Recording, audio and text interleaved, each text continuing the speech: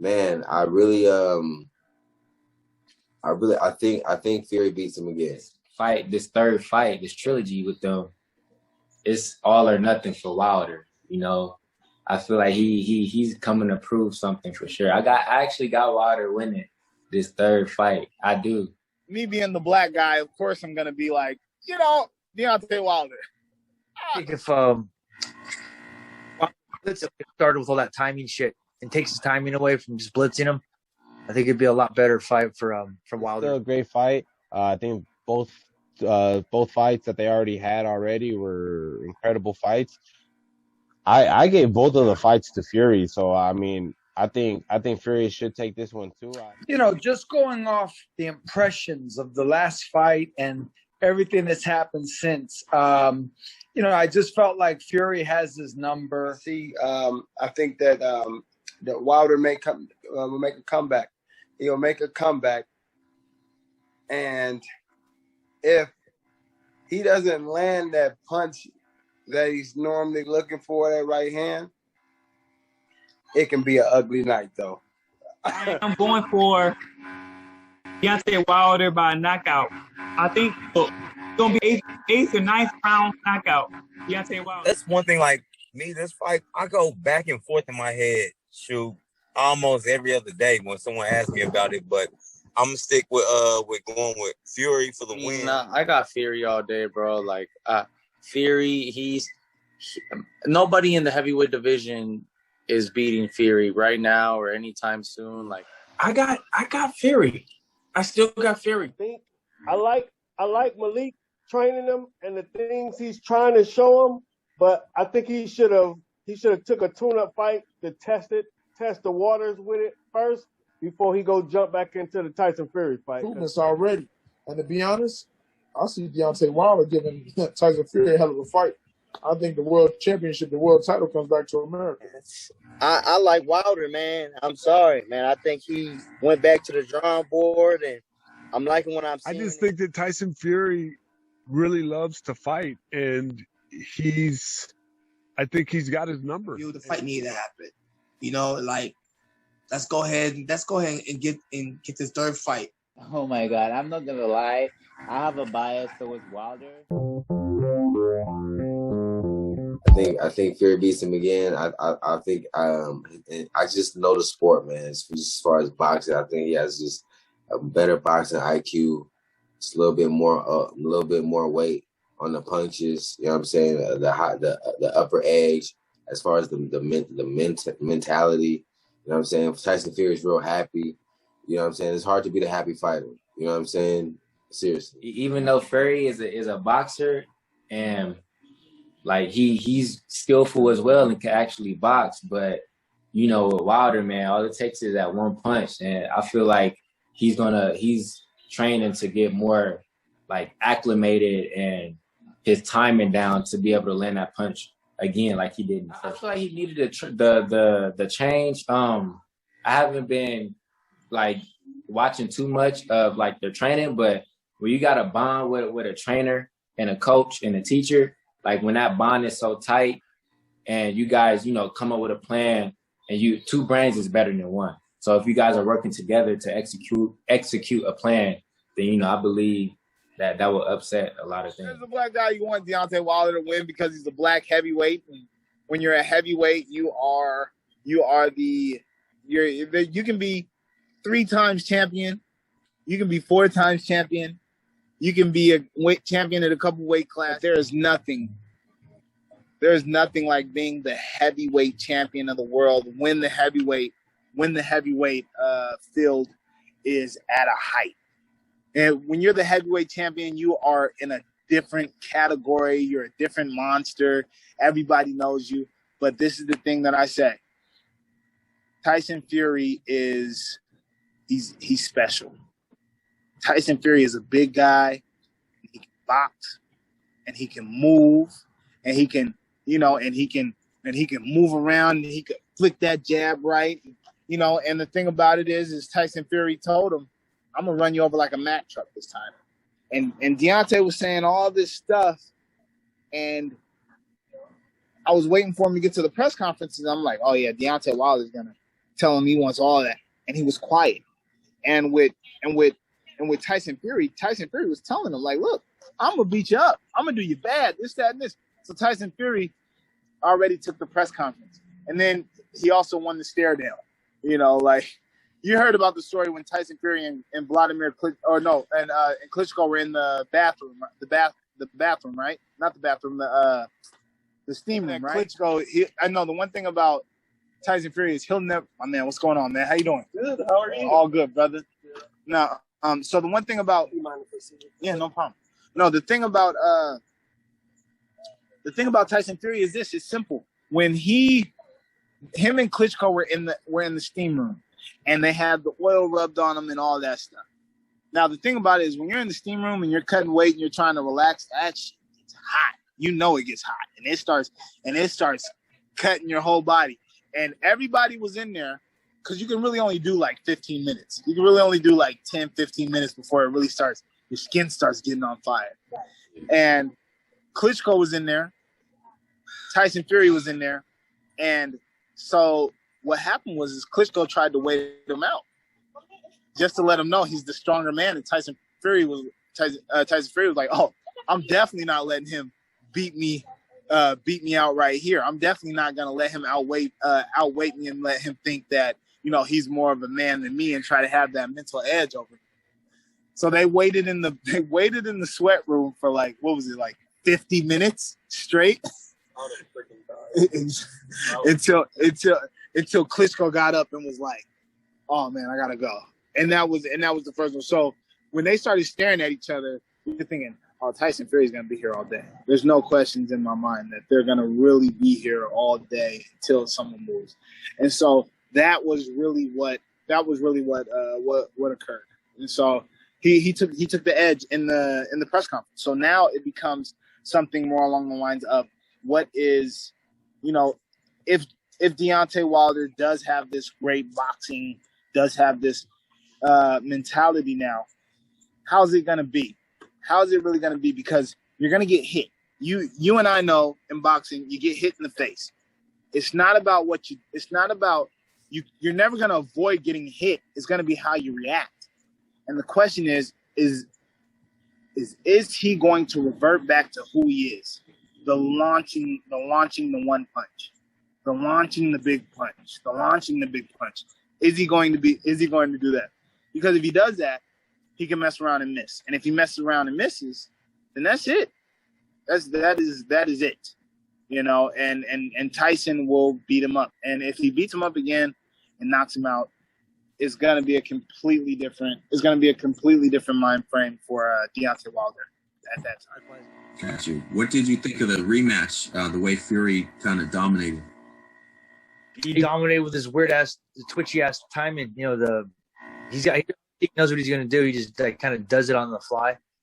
And it just confuses the shit out of that guy, Wilder. And you don't really see too many guys like Fury with all this little nuanced movements. And like, he kind of gets dirty too. He'll hold your head down and hit you. And he'll wrestle you. It almost looks like he's an MMA fighter sometimes, the way he just gets it done. Oh, man. I kind of wanted to see Fury and AJ, man, when that was in the talks. But, you know, it is what it is. I see what Wilder is doing, though, like coming in with the headphones and not listening to all of Fury's stuff. He's not letting Fury get to him mentally. And I feel like that's kind of Fury's plan, was to get to him mentally. So Wilder comes in looking for the knockout. And I've seen different changes in Wilder, who's trying to, with his new coach, using his jab a little bit more. Trying to use his feet a little bit more. But when it all comes down to it and a fighter feels pressured, and like especially being the first fight with a new coach, like you'll see the changes in the beginning of the fight, but once Wilder like starts getting a little bit more fatigued or like just a little bit more tired within the fights, because that's normal, a fighter usually tends to go back to what they already know. So, you know, at the beginning of the fight, we might see a little bit of difference with Wilder. Then towards the end, he's going to kind of go back to throwing the wild shots that he always throws. But I think Fury should take it. Probably too big, a little too strong. And the main thing it seems like, and it could even be an act, but it seems like the loss has really, really affected Wilder, like, deeply. It seems like he's gone off the deep end, and I don't know if that's a good thing or a bad thing in terms of his preparation. But it seems to me, above all else, I don't think that Wilder is at the point where he could change a game plan. I don't think he's that versatile as of a fighter to change the game plan and do something different that he would need to beat Fury. That's I think Fury has proven that he's had the better game plan. He has the better size, the better skills, and I don't think that's going to change from the last fight to this one. What about he's working with Malik Scott now? Deontay Wilder is. Do you think that could bring a different dynamic to the table? I mean, I feel like I've talked to Mark Breland many times over the years. We're friends, and I'm sure Mark has given Deontay the proper instructions, Mark had a great jab himself, a similar build for his weight. I'm sure he gave Deontay, the proper skills and the proper instructions, and Deontay just wasn't able to carry them out or refused to carry them out. Now, with that said, I mean, I don't know much about Malik Scott as a trainer. I didn't even realize he was a trainer until a few weeks ago. It could be a thing, and I've experienced this myself, where you get a new trainer, and it's not necessarily even that the trainer is better, but it's just a fresh look, a new look, and, you feel different because you're with somebody else, and it could serve to, spark him and ignite something in him. So, but it remains to be seen. I don't know, other than the YouTube videos that I've seen, which they're always going to show you the best videos. And the fact is, everybody looks good in videos. I mean, you do anybody before a fight, if you can't find a video where they look sharp, it means you didn't put enough time into recording it, pretty much for me. I like that fight. I'm glad he was able to make that trilogy happen. It was almost not going to happen because him not wanting to fight him. He said for whatever him speaking down on or whatever and saying that he lied. But I'm glad it's happening. I just said two different things, but it could be. You know why? Because I'm listening to Fury, and Fury's like, pushing him back. That he's going to push him back. And you look at any of the Wilder's fights, he said he hasn't been pushed back until Tyson did that the second fight. And then, and to be honest, when I was talking about temperament, me and my style know that when I push motherfuckers back, pit bull style, and they ain't used to handling that, it's you can't teach that in one camp. It's hard to get used to always getting your ass pushed back. So if Tyson can implement that pushback style to where he just pushes him back, where he can't really put that power in that right hand, maybe another ugly night for Wilder. But if Wilder can, keep his distance and either hold his ground, then I see Wilder coming up victorious. Reason why? Because Deontay is explosive. He knows when to hit the target. I was at the fight Wilder versus Ortiz, and Ortiz outboxing Wilder. I'm like, why is I'm here? Wilder getting destroyed, and all of a sudden, bow! The tables turned. He got Ortiz lay his guard down. He got tired, and had his guard down, and Deontay took the advantage. Did what he did. Malik is super. He got a lot of knowledge in boxing, but then my thing is, I don't know if that's going to help him with someone like Fury. I seen some of the mid work where he's slipping up under shots and doing all that stuff. I'm like, I don't know if slipping and being trying to be a boxer might be too late in his career and stuff. But hey, I'm not a trainer, and I know Malik Scott is real smart, and he was real good at boxing, when he boxed. So, he probably knows. He probably knows something I don't know. But if I was Wilder's trainer with Malik, I don't know if ducking up under punches and stuff like that would be the best thing. If I was Wilder's trainer, I would just kind of pivot out the way and stuff like that, not go straight back, because I feel that was what Fury did, just trying to push him backwards and trying to take some of the power away, because everyone knows Wilder, when he steps forward that 1-2, shit, he can fucking knock a building over with it.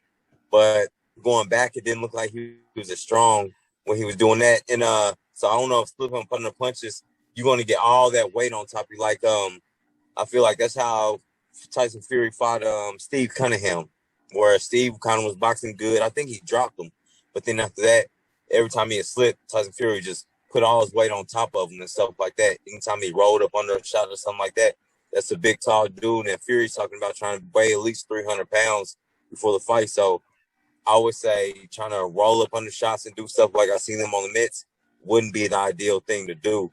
I would think just keep it simple with that 1-2.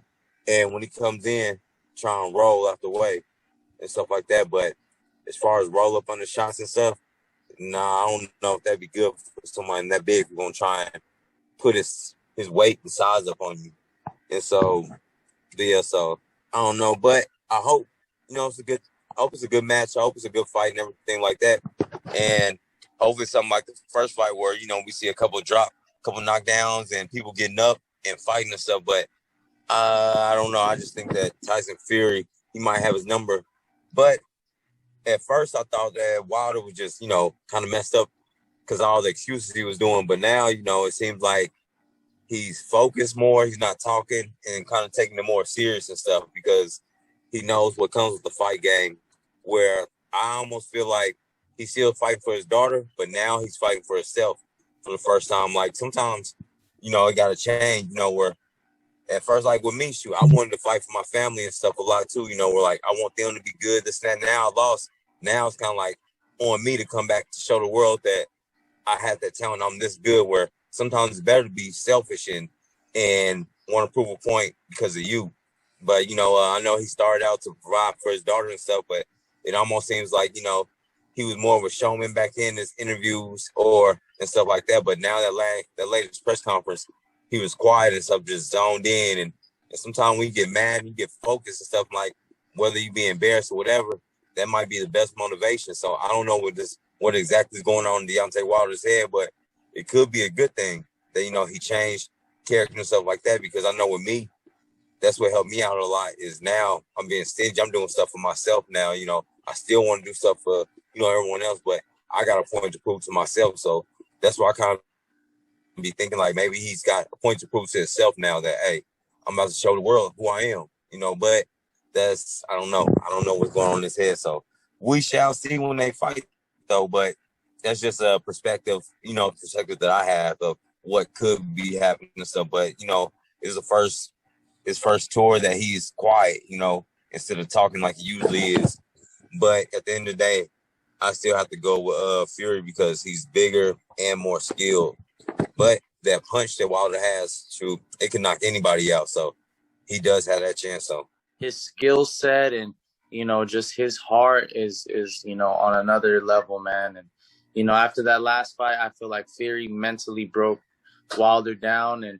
And this fight, Fury's just going to go in there and he's going to just, seal the deal. He's going to prove to people why he's the best heavyweight. Wilder, he's a great fighter, but I feel like in a lot of fights, he's relied on that power. He's fought kind of wild style. So, I just think Fury's a better boxer, better boxing ability, higher ring IQ, and he's just going to go in there and prove to everybody, why he's the real deal. I've seen Deontay Wilder boxing. I hope Deontay Wilder wins because, he's a brother. So I hope he wins. But I don't know. I got Fury. I just think that jab is vicious. I do think if it goes a distance, it'll go to Fury. But you never know. That one punch, Deontay Wilder has a cannon. Like, God blessed him with that power. So I think if he touches him, he gets knocked out. But if it goes by decision, I'm going to go with Fury. About Wilder's new trainer, he's looking pretty sharp. I mean, what do you think about him working with Malik Scott? I think that this is the best trainer he's ever had. As far as learning how to box, learning how to actually use his jab instead of pawing it out there, I think this is the best coach he has ever had. Malik Scott is a great coach, and I think he's going to do well coming back for his, return. I mean, it could look good in the gym, but being in an actual fight with a guy like Tyson Fury, I don't think it's gonna be any help. Gotcha. What is it like for a fighter, trying to come back from a loss mentally? What barriers do you got to kind of get through? I mean, myself, after coming back from a loss, I would be more hungry and more like just strictly into handling that business. I want to impress, you know. So, I mean, coming off a loss like that, you know what I'm saying, and you have no answers for the guy that beat you before, could kind of play a little mind trick on you too. I think the world championship, the world title comes back to America. I appreciate that breakdown. What about Wilder, his mentality after a loss? Is it hard? What goes through a fighter's head when you suffer a loss? It's heartbreaking, man. It's heartbreaking. I think some fighters make excuses, which I think he did, instead of just facing the reality. And I think others just face the reality, go back to the drawing board, come back harder, and some never recover from it, So a lot of this is up to Deontay's mindset. But I think he'll be more well-schooled and more intact as far as technical skill, from the technical skill aspect. I think he'll be better prepared for Fury to beat Fury and have all the weapons this time around. You impressed by Fury, his ability? What do you think of him as a champion? I think Fury is very, very athletic. I think he has a good boxing IQ. I think he's horrible physically. Like, we look at him from the way he throws punches to everything he does. Physically, it just looks bad, but he knows how to fight. You know what I mean? Right. Like, he physically, nothing he does looks good, but he knows how to fight in the ring. So he has a real good boxing IQ. He knows distance. He's athletic, and he's fucking humongous. So it's like, you put that together, he's hard to beat. And he's tough. Got you. Anthony, I've been watching his videos, and Malik Scott is a real good friend of mine. He's a brother to me. And Malik Scott comes from the Fred Jenkins camp. And if anybody around boxing that grew up in my era knows, yes, Fred Jenkins, he made so many fighters from the ground up. That man knows boxing like no other. Is he from Philadelphia? Philadelphia, born and raised. Yes, sir. Fred Jenkins is a mastermind of a trainer. I'm talking about, now you got to think, like Anthony Thompson. I'm talking about these are guys from way back. Demetrius Hopkins, Anthony Thompson. He built up Malik Scott. He got what's the other heavyweight? Brian Jennings. Who? Brian Jennings. Didn't he work? Yeah. Brian Jennings had no real amateur pedigree at all. No deep amateur pedigree. He took him to win a national title. Like, Brian Jennings didn't have many fights. Fred Jenkins just knows boxing. And Malik Scott, people forget. Malik was a phenomenal amateur coming up with us, man. Malik was beating, I think Malik got as high as number 2 in the world, maybe number 1. Malik was beating everybody. When Malik first turned pro, Malik was just phenomenal as a heavyweight. It wasn't until Malik got heavier and started gaining weight that his body couldn't really perform the way it used to when he was smaller. But Malik was Malik was special. As a 210-pound heavyweight, Malik was stopping everything. Malik was special. He was outboxing everything. So with Fred Jenkins schooling, like Malik basically, and Malik spoke about it. He's taking Deontay Wilder back to the basics of boxing. I don't think we're going to see it true indeed. You can't change a fighter overnight. But we all saw Arturo Gatti, rest in peace. We all saw over time he developed the Buddy McGirt training style, and we watched him transform and look exactly like a Buddy McGirt style fighter.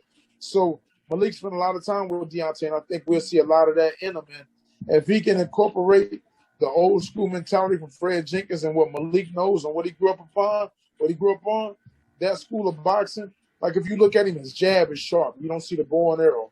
His right hand is sharp. He's taking it back to the basics. If he can take it back to the basics and learn the things that he never learned, like you got to understand, I was never a Deontay Wilder fan, but I always liked him and respect what he stood for outside and inside the ring. I was never a fan of his because I felt like his technique was flawed. He was just athletic and could punch, but he was never really taught boxing. His coach, the guy who brought him up, much respect to him for doing what he did, but you watch him on pass, that guy don't know a left hand from a right. That guy shouldn't be coaching anybody. Like, that guy couldn't teach him anything. And Mark Breland actually could, but Mark Breland is so passive and so laid back. I can't see Mark Breland. I don't see Mark Breland getting the respect he deserved, or at the same time being allowed, or the type of person to step up like, no, you need to do this. Malik and Deontay got a real good relationship. So Deontay respects Malik. So I see him really let Malik run the show the way he needs to. And I see them. I'm liking what I'm seeing in his training, man. He's jabbing, he's going to the body, he's using body shots, which I feel like such a big puncher like him, him going down to the body, I can only imagine how many guys he's gonna stop now that he's throwing body shots. And I think Tyson Fury thought he was just, he was done with it. I mean, he had a bad fight the second fight, but let's not forget that he did drop Tyson Fury twice in the first fight, man. And I feel like he lost the first fight. I didn't feel like he got up in time, and they kind of gave him a little extra seconds or something to get up. I feel like the same thing could happen in the third fight, but now, he's going to build a box, use his jab and do something different, something that Tyson Fury's not ready for, man. I think he beats him, man, and maybe stops him, man. I mean, he dropped him before, so, but he got to be on his P's and Q's, man, because, he can also have a bad night like he did the second fight. So, but I think this fight is going to be a lot different, and we're going to see what we have never seen from Deontay Wilder. And the first fight, I expected him to win easily, and that did not happen. That 12th round, resurrection by Fury was wild. And I expected I actually expected a draw, which was what turned out to be. Like, after that, the 12 rounds, I called it a draw, and the judges saw it the same. And then the second match was, I believe it was a shocker to everybody. Right now, I really think that Fury is in the head of Wilder, and I am just hoping that Wilder pulls off a one-punch KO, but I don't see him making any adjustments to beat Fury if he's unable to catch him with that one punch that's going to knock him out. I will never count Wilder out because he's just that fighter with that one-punch KO, but if that doesn't happen for him, I don't see him winning the fight. It's hard to say. I mean, like Tyson Fury, he's a fighter, man. He's a fighter, and he's loving what he's doing. Again, it's another guy. He loves what he's doing, and he gets it. He had his turmoils. I mean, I got to meet him actually in Manchester. He came back on the card that we won our world championship on in 2018. Very nice guy, very down to earth.